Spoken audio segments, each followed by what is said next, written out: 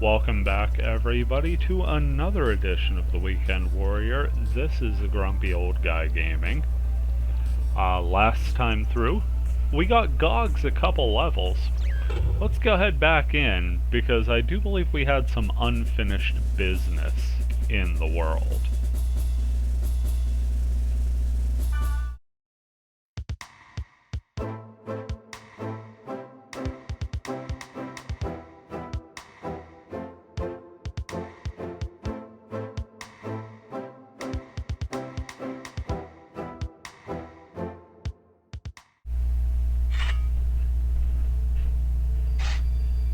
And back at the login screen here, nothing new with the mail or the bulletin board system.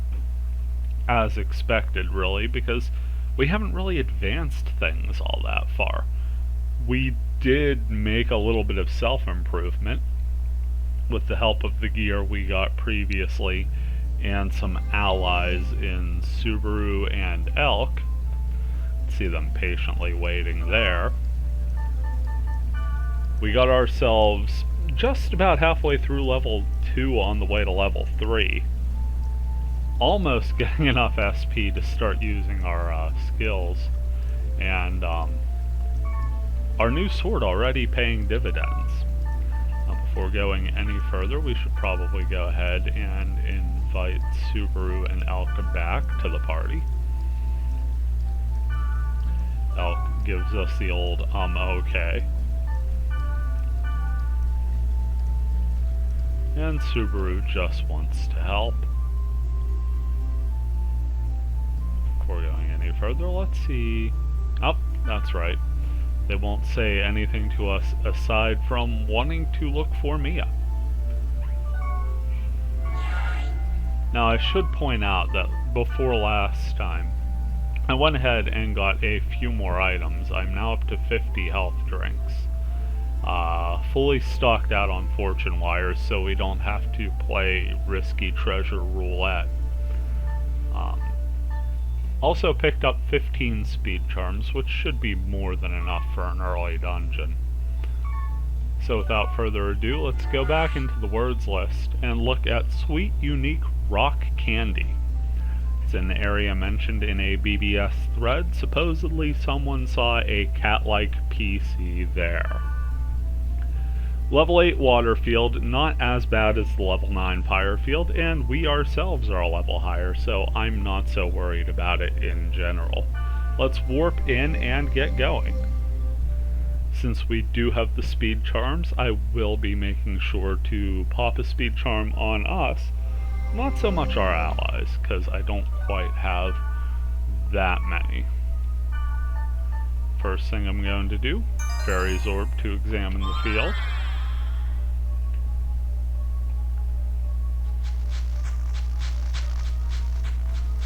And now to the first portal we go. This does mean we are going to be out a good deal ahead, and if we find ourselves in trouble,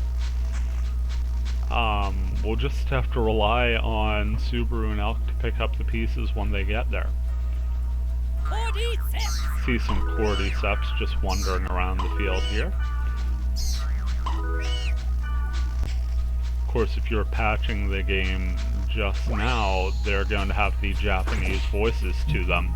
There's an optional patch you can do to get the English voices in. Great work by Dash, Dow, and Emus on that, as well as some others. I can't quite recall everyone who was on it, but I can tell you the video for getting it up and running can be found at a fragment from the net slum. Before I go any further here, I would like to mention that the story, the offline story mode, completely translated thanks to the fine translation team at the NetSlum Discord. That is the official Discord server for the NetSlum lobby server. And Telly and the group had went ahead and absolutely knocked it out of the park. Less than a year, and the full story, almost all of the NPC dialogue, seasonal events, item menus, so much has been done. It is fantastic work, and I just wanted to throw out a quick thank you, give a big tip of the cap there. As you could see up in the sky, did it go away? God, I hate when the big things disappear.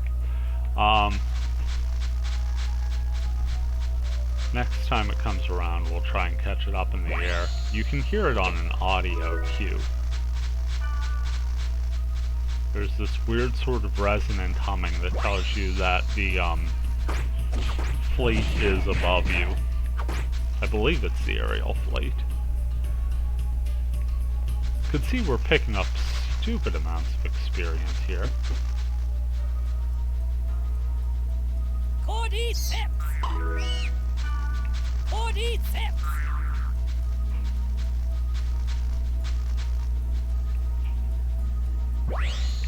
Yep, there it is. And as usual in the middle of battle, so it'll be gone by the time I look. Subaru picking up the pieces.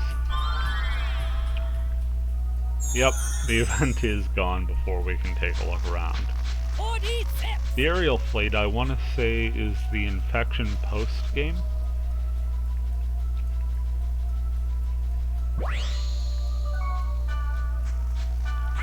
Fortune wire that risky treasure. So nice to not have to sit there and think about that. Next portal up. Got some dust curses and some snakeoids.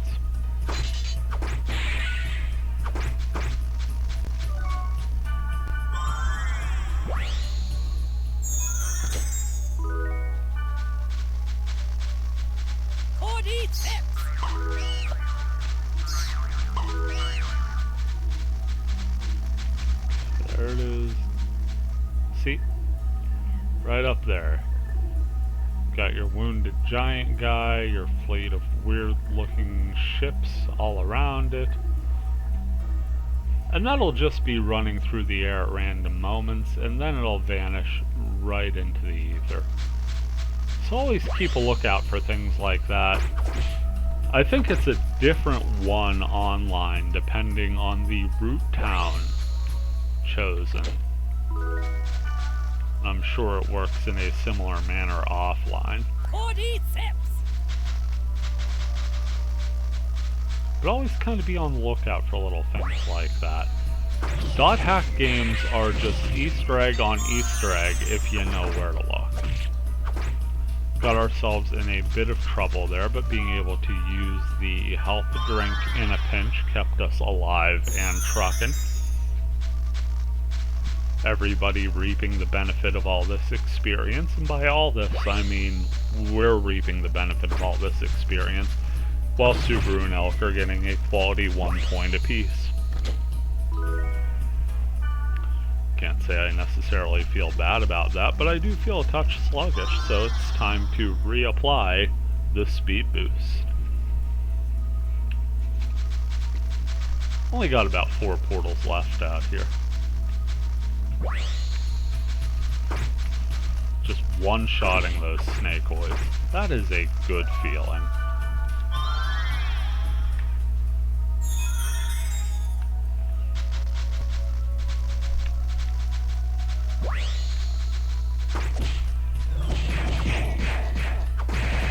See the snakeoid going to town on that combo punch. Subaru just taken out the mob. We did get the first kill, but Subaru came in and cleaned up house. Crazy work from the heavy axe there.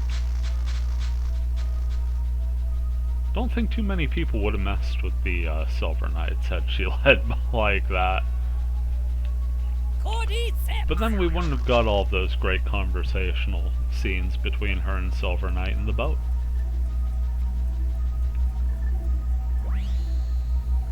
Mac Anu with the Silver Knights, I guess, exclusive gondola. They seemed to have their own, which was, you know, pretty baller move there. Let Elk heal us up while we defuse that chest. Picking up a worm hide. Nice bit of armor there. I'm not too worried about upgrading the gear here right away. Not sure what we'll pick up that will be useful, but we will pick up some nice trade pieces for after.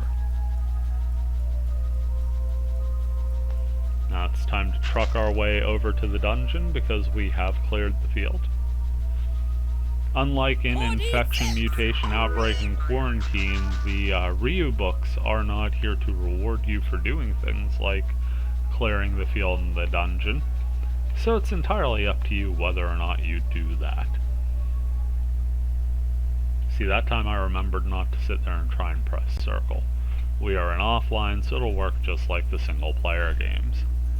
Here we've got a cutscene right at the entrance to the dungeon where Elk says, "Mia, she was here." Subaru says, "And let's search the entire dungeon." Well, I'm not one to question orders, so searching the entire dungeon I will go.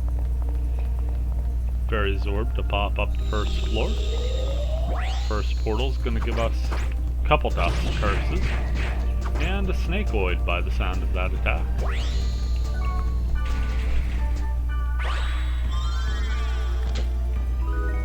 Picking up some silver gloves there before moving on past that treasure chest up. Deal with the battle first. Big ol' hit for 210, and that snakeoid is down. 2 rooms down into a 90-degree turn room. Portal at the top of the arc gives us a couple snakeoids and a dust curse. Take care of that easily. Elk in with the spot heal. And there we are. We've got 113 hit points, but more importantly, we've got 16 skill points. Which means looking at our shortcuts, we can go ahead and use Aptorv. That will boost our accuracy all the way up to 36, which is so much better than you would ever expect for a level 3 heavy blade. Again, broken weapon will do that. Now let's see if we can put that to good use here. Well, not against a risky treasure, I suppose we won't. We will, however, grab the treasures here before moving on.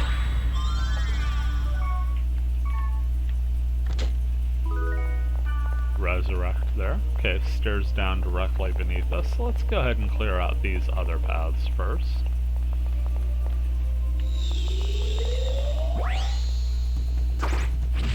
There we go. Well, we did get a miss there, but it did hold the shield man up long enough for Subaru to come over. Picked up the devil there. And some silver gloves.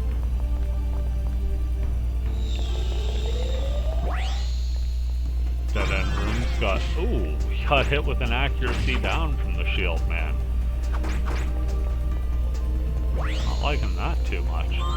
But easily enough cured with an accuracy up. Important to remember that negatives and positives will cancel out pre-existing conditions as well as an antidote or restorative would. So say, for instance, if you get hit with a speed down, rather than using an antidote to get rid of the physical status and then popping a speed charm, just using the speed charm will fix it as well. Ice Storm there. Pick up a health drink, replacing that one we had used earlier, and hey, now we're net +1. Going right after that shield man. Once again, get hit with the accuracy down. Subaru takes care of business, and nothing to do but take a moment, enjoy our victory, and grab us a risky treasure. Mage's Soul in it, not mad at that at all.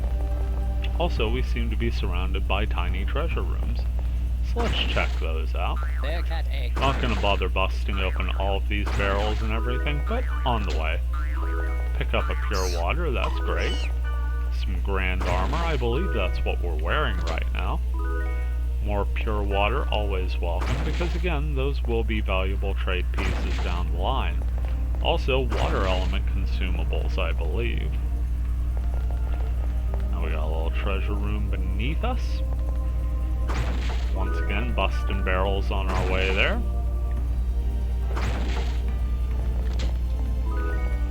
Ice flows obtained. Make that 2. And another set of silver bracers.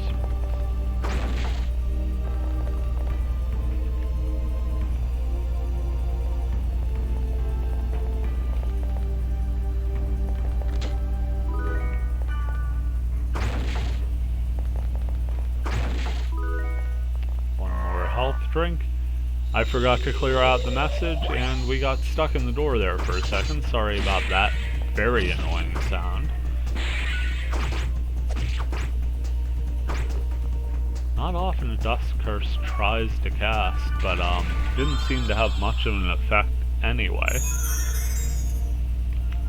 Have Elk continue his role as dedicated healer of the party.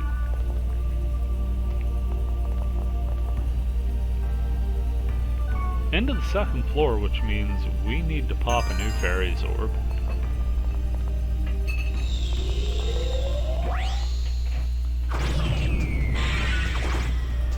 Got Dust Curses, Shield Man, and a Rockhead.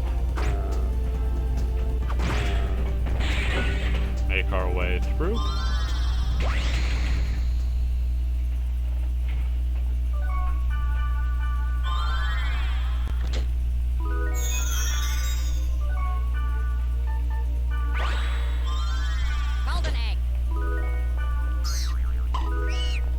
Pick up a nice golden egg there. Looks like the statue room is just above us. So I guess we should clear out the portals and then check out what's in this long corridor to the side. 3 Rockheads. Picking up some serious magic defense. But we're going at them the old-fashioned way and picking up some buku experience while we're at it. That was 23 points apiece on those. Ice Storm. Ice Flow. Take out a Shield Man. There's another.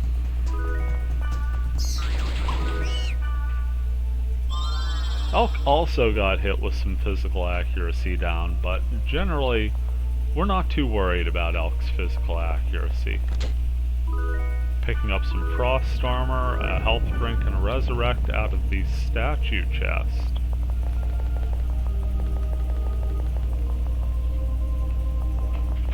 Now, about this big long hallway. Had a feeling this was going to be a cutscene. Elk goes, Mia! Mia! Subaru says she isn't here anymore. All of a sudden we got Sora! Sora chimes in. He goes, huh? Tsukasa? Elk says, who's that? Sora runs up and goes, oh, not Tsukasa, just a look-alike. You look like him so naturally I thought you were him. Of course, Elk and Tsukasa have very similar character models and even similar wand models. Sometimes I jokingly refer to Elk as Blue Casa, just to sort of poke fun at the similarity. Of course, this is, set early 2000s in an MMO environment, and by and large, MMOs were kind of just in their infancy when .hack came out. Certainly nothing new to have 2 similar looking character models in an MMO. Subaru goes, Sora, why are you here? Sora says, is that bad? By chance, Subaru continues, were you waiting for us this whole time? Sora says, ding dong, sharp as expected. So apparently Sora was the one who posted the BBS message. I was just kind of waiting to see who'd respond. Subaru says, "Why are you goofing off?" Sora says, "'Cause it's a game." That's a classic Sora response. Sora says, "Players love an intriguing BBS post, so I had some fun with it, you know?" We're just totally soaking all this in, by the way. Subaru goes, "Sora, did you post false information?" Alex says, "But the poster's name was different." Sora goes, "Oh, that. I threatened to kill another player and force them to write it for me. I mean, I guess that's not making an alternate account. So yeah, no multi-boxing. Keep it classy, Sora." Alex says, "That's horrible. Why would you lie about that? I thought Mia was here." Subaru says, "Sora, what's wrong with you?" Sora goes, "You think I'm a good guy? I just wanted to meet Tsukasa's cat friend. But looks like my post brought you three instead. Give me your card. Let's be friends." Hulk goes, I hate you." Sora goes, "Oh? You hate me, hmm? It's fine. I'm kind to my friends. Promise." In comes Silver Knight, the wettest of blankets alert. "Lady Subaru." Subaru says, "Silver Knight?" And Silver Knight goes, "Sora, what have you done to Subaru?" We've now got everybody's first names down pat. Sora says, "This is hilarious." Silver Knight goes, "Huh? Why?" Anybody surprised that Silver Knight is not finding the humor? Sora goes, "Because you're not a moderator." Subaru says, "Nothing's wrong, just stay quiet or you'll get confused." That low-key was the most critical hit Subaru has landed in this dungeon. Silver Knight goes, "Subaru!" Sora now finds it boring that Silver Knight is here to spoil his fun. Says, "Well then, farewell." And out goes Sora. I'm glad I know what all that says now. Thank you, translation team. Honestly, I've played through this with... I think all of my characters have at least come thus far on my other memory card, so this is the first time I'm actually seeing this cutscene. Elk's just kind of staring, taking it in for a moment. Subaru says, "Don't worry, Elk. I promise we'll keep looking for Mia, okay?" Elk goes, "Yeah." Then those two and us, the whole party logs out, just kind of leaving Silver Knight on his own, and the wettest of blankets is there to remain wet and blankety in an empty hallway next to a carpet that's hoping to not seep up any of the excess wetness from said blanket. Good thing we grabbed that statue chest, because that is one of the few times we'll be automatically warped out. In IMOQ that happened constantly and it kinda drove me crazy. Kinda glad it doesn't happen there.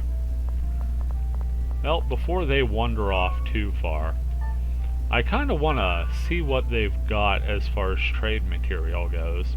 So I'm gonna use the square menu and hit everyone gather. Let's talk to Subaru. Check out the old trade menu.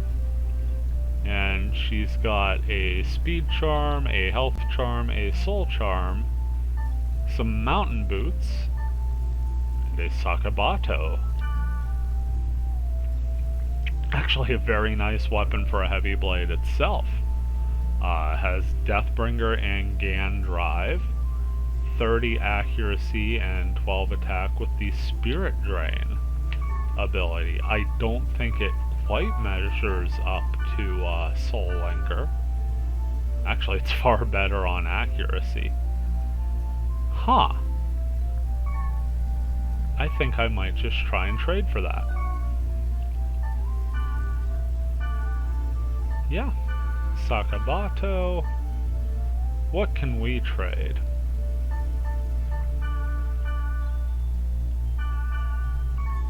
Well, we could get 3 stars out of our silver bracers. See if we can do a little better with anything else. It does not appear that way. So let's throw the silver bracers up there. And now lowest value to try and close this out. That looks like a worm hide will do it.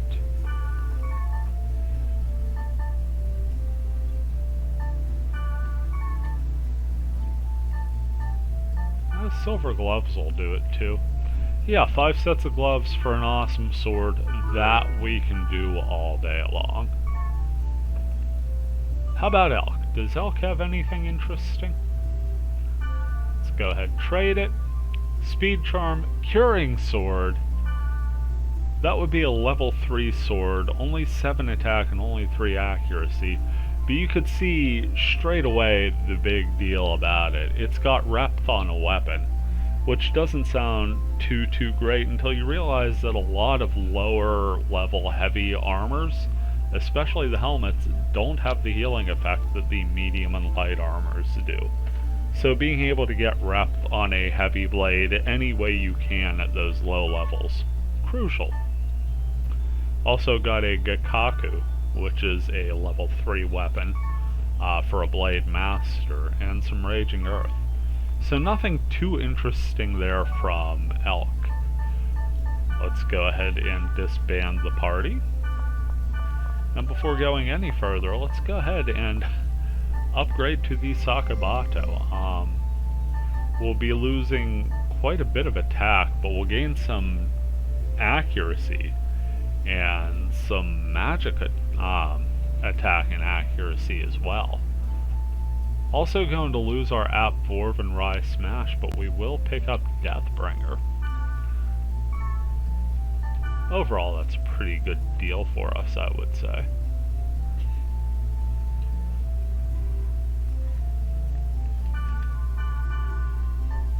Make sure to set data drain on a shortcut. Forgot to do that previously.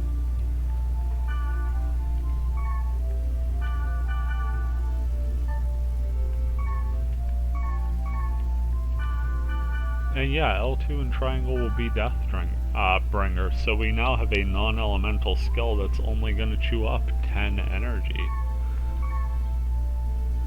Taking a look at the sword here. It's one of those neat glowing energy sort of katanas.